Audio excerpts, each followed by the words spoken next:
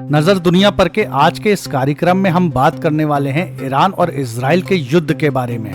आज के इस एपिसोड में मैं आपको बहुत सारी इन्फॉर्मेशन देने वाला हूं जो आपको जानना बहुत जरूरी है, इसलिए इस एपिसोड को पूरा देखिए। ईरानी संसद के प्रमुख मोहम्मद बाकिर कल खुद प्लेन उड़ा के लेबनान की राजधानी बैरूत पहुंचे। आपको याद होगा इजराइल ने लेबनान को एक धमकी दी थी जिसमें उसने कहा था लेबनान की धरती पे अगर कोई भी ईरानी प्लेन लैंड करता है तो हम उसके हवाई अड्डे को उड़ा देंगे। देखिए ईरानी सुप्रीम लीडर की फ्राइडे की नमाज और मोहम्मद बाकिर के इस एक्ट को आप मिला के देख सकते हैं।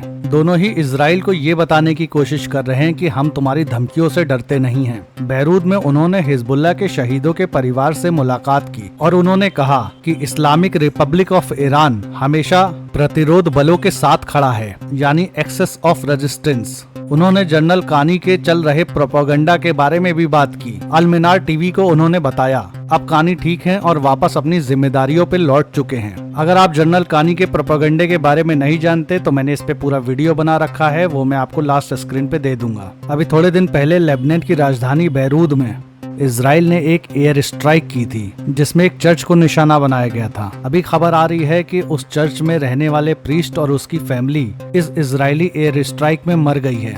इस हमले के बाद एक क्रिश्चियन पार्टी है जो लेबनान में रहती है, उसने हिजबुल्लाह का विरोध किया है और कहा है कि हिजबुल्लाह अपने हथियार डाल दे।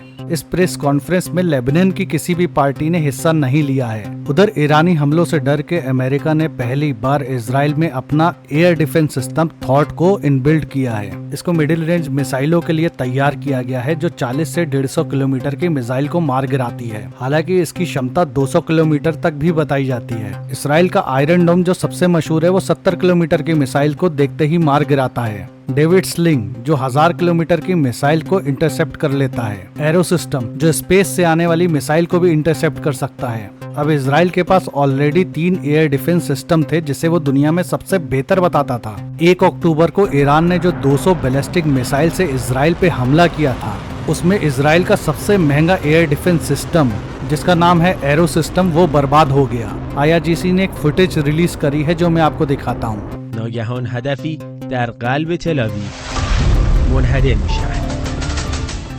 इसके अलावा गजा में भी इजराइल के सैनिकों पे लगातार हमला हो रहा है। अल-कसम ने एक और वीडियो जारी करके ये दिखाया कि कैसे इजरायली सैनिकों को वो स्नाइपर से हमला कर रहा है।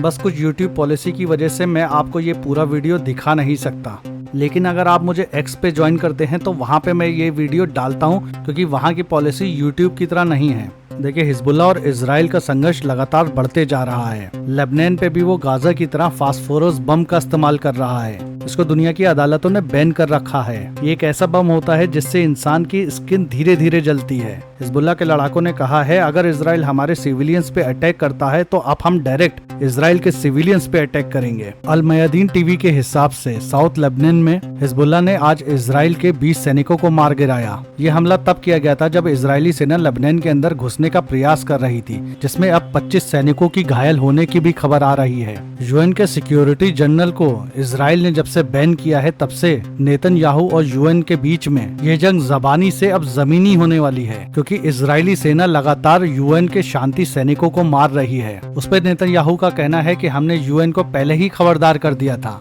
कि बॉर्डर से अपने शांति सैनिकों को हटा ले क्योंकि उन सैनिकों को हिजबुल्लाह से खतरा है। जबकि यूएन का ये कहना है कि उनको हिजबुल्लाह से नहीं बल्कि नेतन्याहू के सैनिकों से खतरा है, क्योंकि नेतन्याहू के सैनिक लगातार यूएन के सैनिकों को अपनी ढाल बना रहे हैं। 34 देशों के बाद अब भारत भी इस लिस्ट में शामिल हो गया है। भारत ने भी इजराइल की कड़ी निंदा की है। वैसे आपका इस न्यूज के बारे में क्या कहना है, हमें कमेंट में अपनी राय जरूर दें। और हाँ, प्लीज कमेंट करें। मैं चाहता हूं कि मुझसे कोई सवाल पूछे जाएं, लेकिन आप लोग बिल्कुल भी कमेंट नहीं करते। आखिरी में मैं आपको ये 2 वीडियो रिकमेंड करता हूं, ये 2 वीडियो जरूर देखें।